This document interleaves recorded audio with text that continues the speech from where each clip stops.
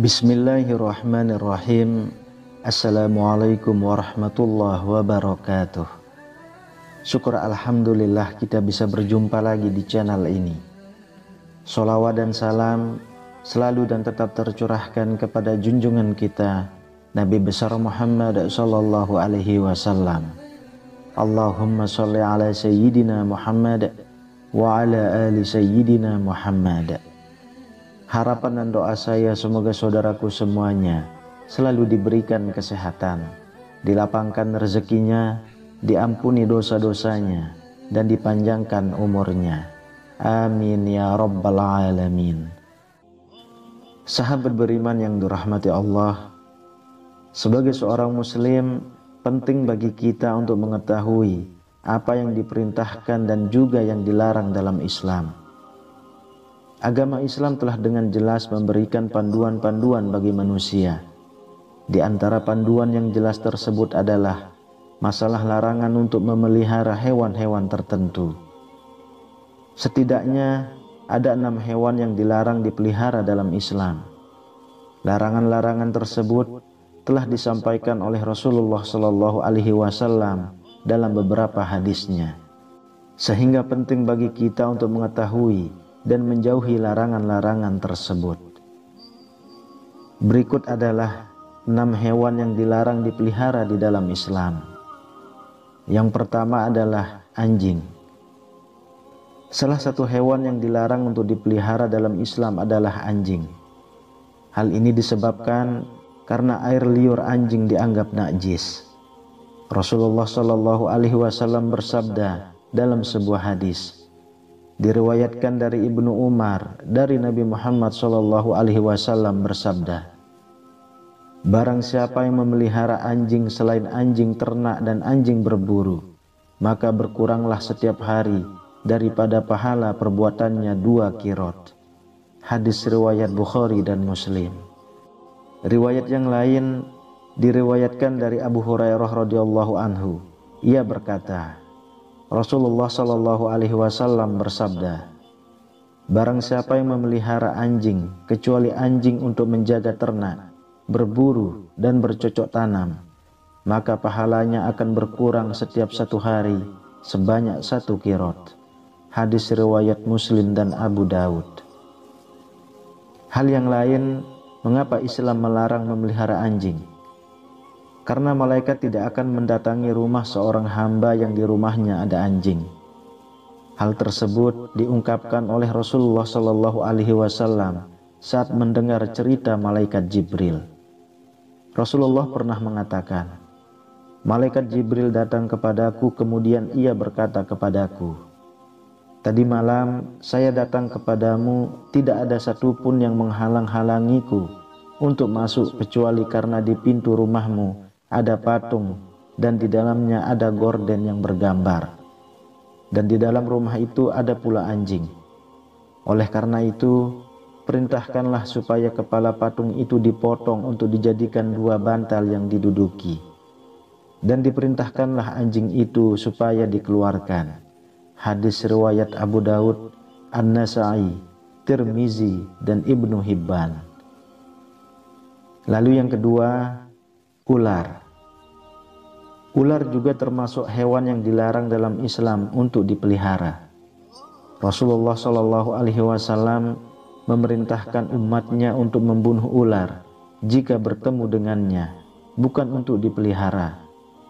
Hal ini didasarkan pada salah satu hadis yang menyatakan bahwa Rasulullah Shallallahu Alaihi Wasallam memerintahkan untuk membunuh 2 binatang hitam ketika sholat, yaitu ular dan kalajengking.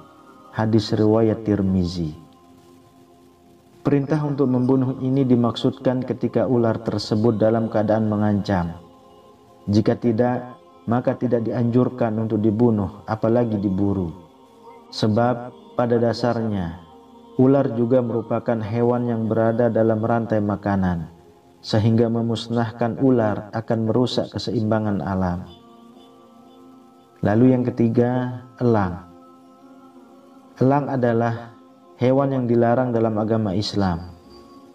Selain merupakan hewan yang harus dilestarikan, elang juga termasuk burung pemangsa dalam siklus rantai makanan, sehingga membunuh atau memburunya akan menyebabkan ketidakseimbangan ekosistem. Selain itu, burung-burung, termasuk elang, juga umat dan hamba Allah, sehingga kita dilarang untuk memelihara, membunuh atau memburunya.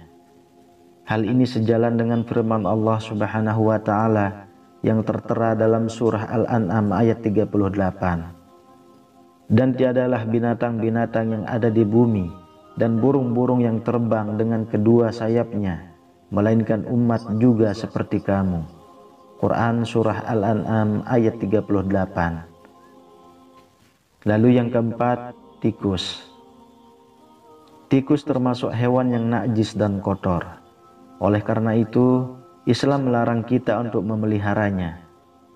Selain itu, tikus juga merupakan salah satu hewan pembawa penyakit. Tikus hidup dalam lingkungan yang kotor dan memakan makanan yang kotor. Sedangkan dalam Islam, hal yang kotor sangat dibenci oleh Allah Subhanahu wa Ta'ala dan Rasulullah Sallallahu Alaihi Wasallam. Kebersihan dan kesucian merupakan bagian dari iman dalam agama Islam, sehingga menjaga rumah dari tikus yang dapat menyebabkan penyebaran penyakit adalah tindakan yang sangat dianjurkan. Hal ini sejalan dengan sabda Rasulullah Sallallahu Alaihi Wasallam dalam hadis yang berbunyi, kebersihan adalah sebagian dari iman. Hadis riwayat Tirmizi. Yang kelima, gagak. Gagak, khususnya gagak yang memiliki punggung dan perut putih, juga dilarang untuk dipelihara dalam Islam. Hal ini didasarkan pada pendapat Imam Syafi'i yang menyatakan bahwa gagak tidak boleh dipelihara dan diperboleh untuk dibunuh. Gagak juga bukanlah hewan yang mendatangkan keberkahan dan juga kemanfaatan. Hal ini didasarkan pada suatu hadis di mana malaikat Jibril datang kepada Nabi Shallallahu Alaihi Wasallam lalu berkata, Allah memerintahkan untuk membunuh burung gagak yang hitam karena ia telah membelalakkan kedua matanya ketika anaknya mati.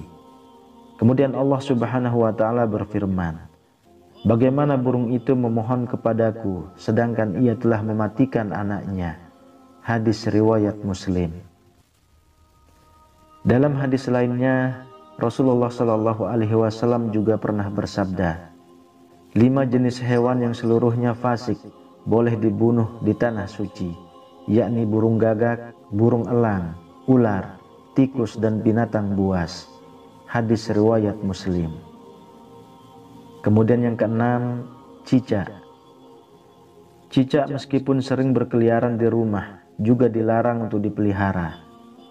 Nabi Muhammad SAW memerintahkan umatnya untuk membunuh cicak, sebab cicak termasuk hewan pengganggu, najis dan juga kotor.